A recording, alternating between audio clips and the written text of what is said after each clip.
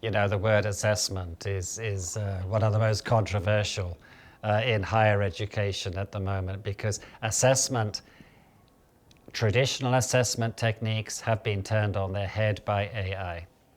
When we had the whole AI storm, the popularity of talking about open AI and so on, in education, one of the biggest worries was that students would cheat, that there would be plagiarism, and that assessment techniques would be thrown out of the window. Well, frankly, they should be thrown out of the window, because for years and years we've been judging student performance, often reluctantly, by giving numbers, often as feedback.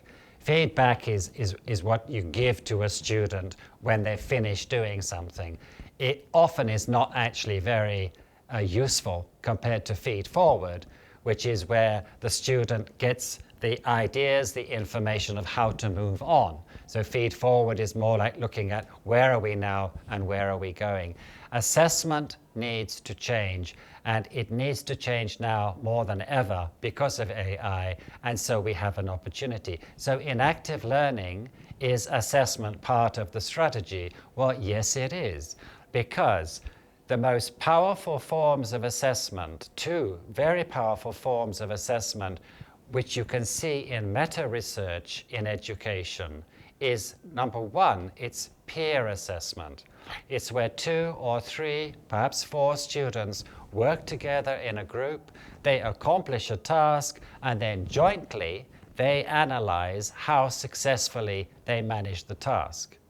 Another one is self-assessment. That is, before I even start this module on nuclear physics or whatever, I'm going to evaluate how successfully I'm going to learn the different units. I'm going to try to predict which of these are going to be difficult. And then as I go through the course, I will self-assess myself on what I'm good at, what I was good at, what I did not understand, etc., etc., etc.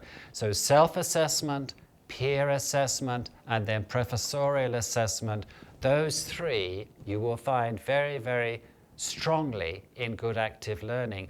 And one of the most profound positives here is that the feedback can be continuous during the learning exercises. Students can give feedback, feed forward to each other, and this can be a continuous part of the learning rather than a number which comes at the end of a whole course, possibly after a test or after an essay. So this is a key issue in terms of how assessment can and should change now.